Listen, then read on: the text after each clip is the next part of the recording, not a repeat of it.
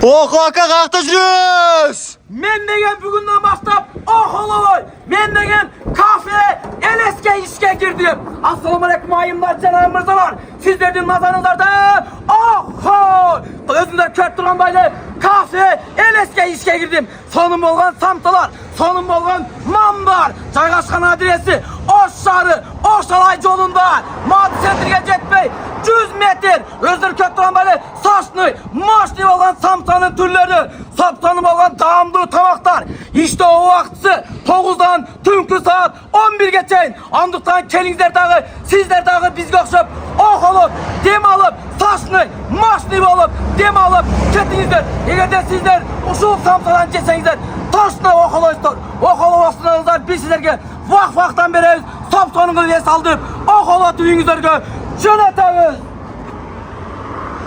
Oho!